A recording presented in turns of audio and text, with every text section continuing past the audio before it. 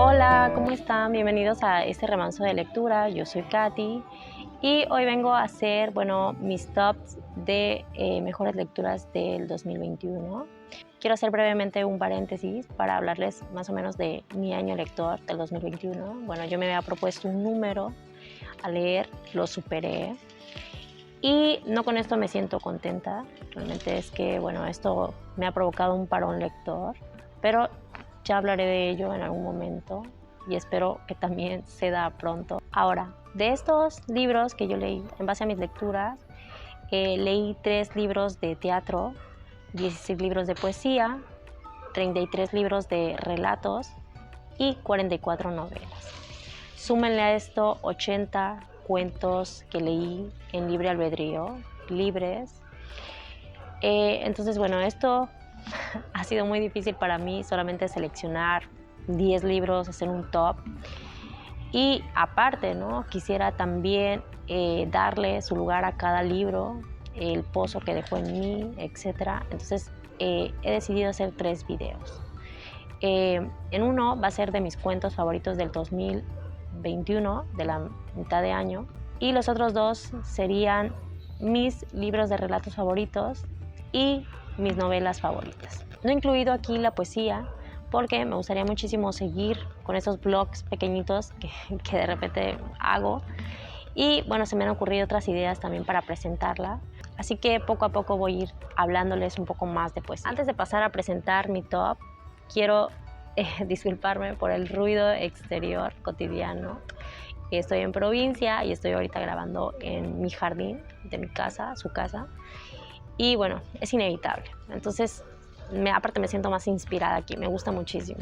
Así que de antemano me disculpo y ahora sí voy a presentar este video. Este es mi top de mis cuentos favoritos de la segunda mitad del 2021.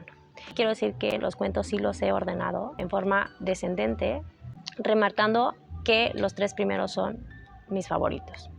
¿Por qué me gustaron tanto estos cuentos? Bueno, la verdad es que me impactaron muchísimo, muchos aspectos, muchos de ellos son contemporáneos y muchos también me gustó muchísimo el estilo, vamos a decirlo así, y porque son muy sugerentes, temas muy atemporales, entonces por eso están aquí estos 11 cuentos. Y voy a comenzar ya de una vez. Y el primero de ellos que voy a mencionar es Mansedumbre de Giovanna Rivero. Este cuento yo lo leí porque soy en un club de lectura de cuentos y surgió este cuento, Alguien lo propuso y la verdad es que les voy a ser franca, me impactó muchísimo, fue una cachetada para mí y lo que es más, cómo la realidad supera la ficción. Es una porquería esta realidad que se contextualiza en este cuento, o sea, asquerosa.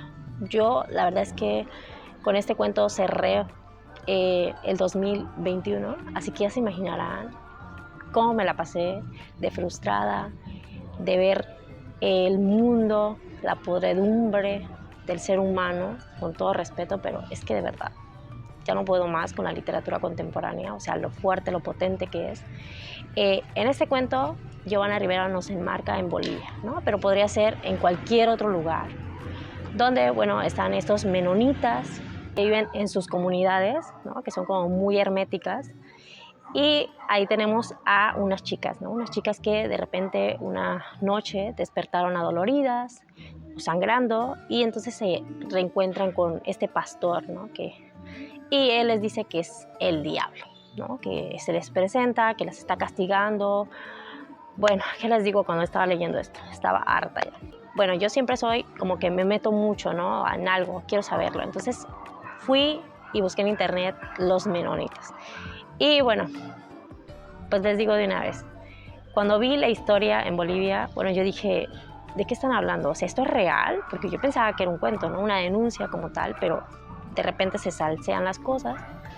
Pero cuando vi que era real toda la situación, o sea, yo leí con más hincapié el cuento y terminé hecha trizas, por esta situación de estas mujeres, que fueron violentadas, drogadas, personas de su misma comunidad, y después, o sea, se les exoneró, o sea, por porque hay que perdonar, porque hay que ser buenos y no sé qué, el pastor de los menonitas, y aparte porque, bueno, ellos no permitían, ¿no?, que el Estado se inmiscuyera, ¿no?, en este asunto. Bueno, hasta el final, ¿no?, que hizo lo suyo y pudieron apresar a estos tipos.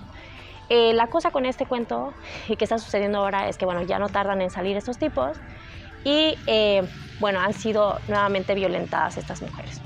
Es algo asqueroso, no sé qué les puedo decir de este cuento. Giovanna Rivero, mi respeto, quiero leerle el libro completo, pero no ahora porque la verdad es que es muchísima impotencia, pero sí, muy recomendable para darse cuenta de muchas cosas, de lo atemporales, que pensáramos que este cuento lo podríamos remitir, no sé, a los años 50 por allá, pero no, señores, estamos en el 2021 y aún sigue ocurriendo esto. Es insoportable pensar que aún se siga culpando a las víctimas de cosas que pues no están en sus manos controlar y que lastimosamente se ven violentadas de esta manera.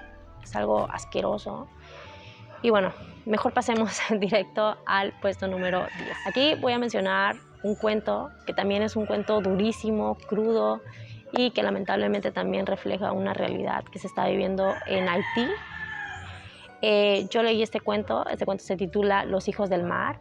Este cuento está contado a dos voces, en primera persona, y tenemos a una pareja de adolescentes. Uno de ellos se embarca en una lancha para salir, ¿no?, de su país y migrar a los Estados Unidos. Y bueno, la chica se queda en Haití, ¿no? Entonces ellos empiezan a contar lo que está ocurriendo en sus vidas, ¿no?, en ese momento, como que para que cuando se vuelvan a ver sientan que no han estado alejados. Y en lo que nos está contando esta chica que se queda en Haití, bueno, es horrible, es una cosa asquerosa también, una barbaridad del ser humano y no sé qué decirle. Es un cuento crudísimo, fuerte. Está horrible esta situación crítica que está viviendo este país, una pobreza extrema, ignorancia. No sé qué más decirles, la verdad es que es un cuento que me llegó muchísimo, que me hizo, o sea, empatizar con esas personas. Están viviendo su realidad y no hay manera de escape. Y si escapan, bueno, pueden lograrlo o pueden morir en el intento. El cuento que voy a mencionar es de una escritora sudafricana que ganó el Nobel en el 91, me parece, y es Nadine Gordimer. De ella yo leí un cuento titulado El último safari. Ese cuento provocó en mí un choque de doble moralidad.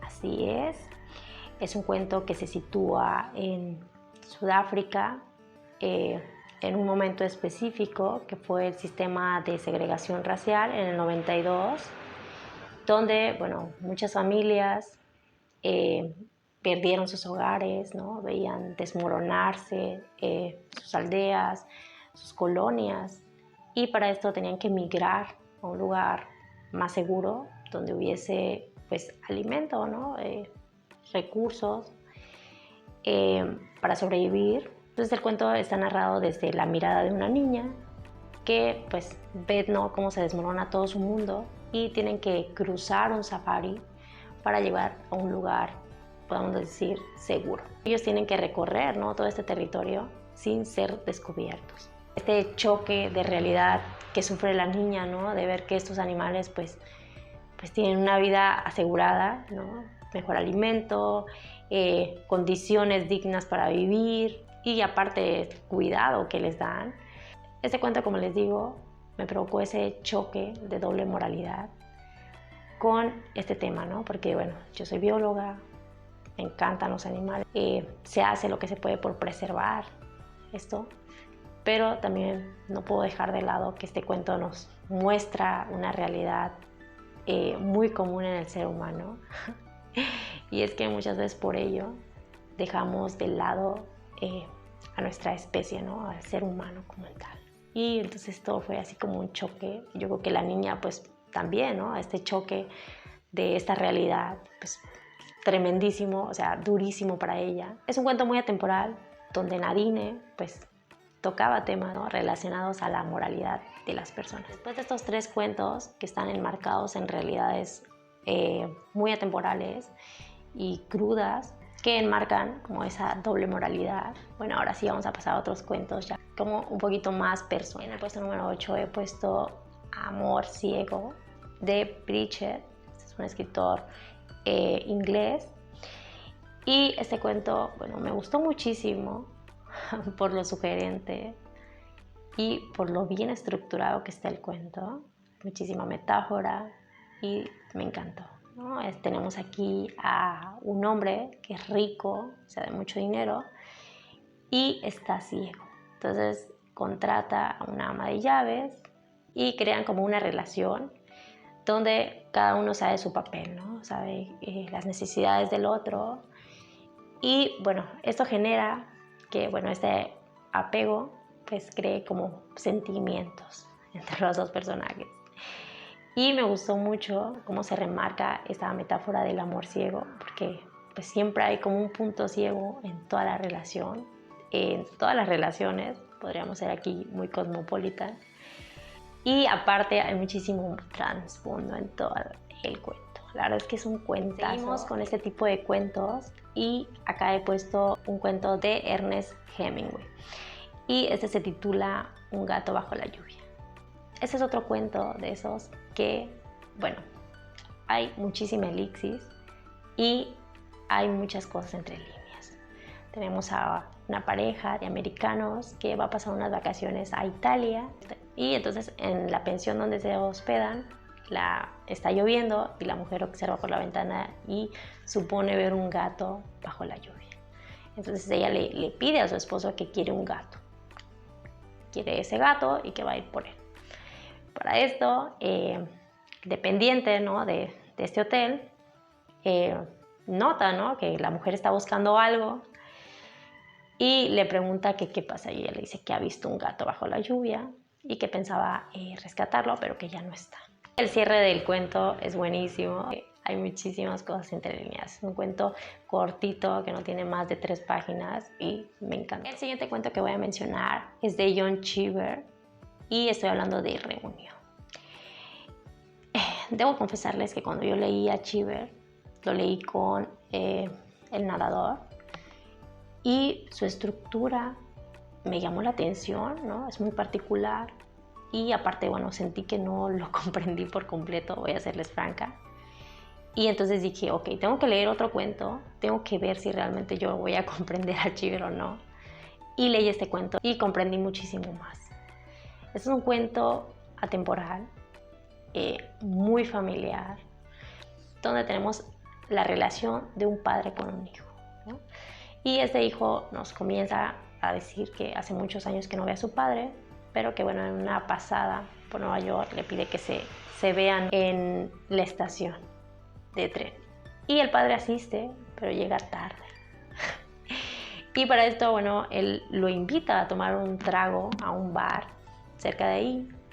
Y bueno, aquí empieza como ese recorrido que hace Cheever, ¿no?, donde empiezan a ir de bar en bar hasta terminar en un bar mediocre y entonces ahí se desvela, ¿no?, todo esto. Entonces este cuento nos habla de las relaciones entre padres e hijos, ¿no?, de cómo el padre, ¿no?, en vez de pues estar poniéndose al día con su hijo, de cómo le ha ido su vida, bueno, pues él prefiere mil veces crear distracciones para evitar este contacto, ¿no? Es un cuento duro, podríamos decirlo, y muy real, y me gustó muchísimo.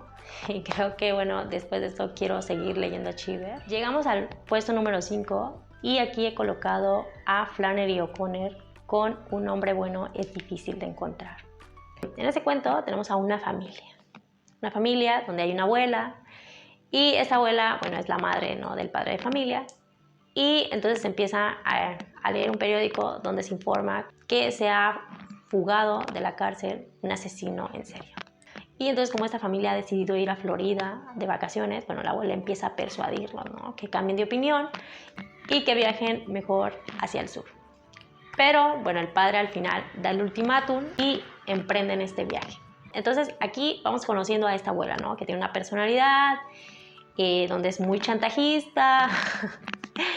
Y al llegar, bueno, a una gasolinería de carretera, bueno, se ponen a desayunar ahí. Entonces el dueño les empieza a contar que hace unos días unos hombres fueron a pedir gasolina fiada y que él, bueno, amablemente se las dio, pero que no han vuelto a pagarle. Entonces aquí la abuela utiliza esta frase de un hombre bueno es difícil de encontrar. Para esto siguen su camino y la abuela, bueno, empieza a persuadir a su hijo de que se desvíen del camino para ir a visitar una mansión donde ella guarda bonitos recuerdos de su juventud con su esposo y al final logra convencer a su hijo. Entonces cuando su hijo toma, ¿no?, el desvío, ella se da cuenta de que realmente eso fue en el sur, no en Florida. Hay una catástrofe acá tremenda, como termina el cuento es brutal.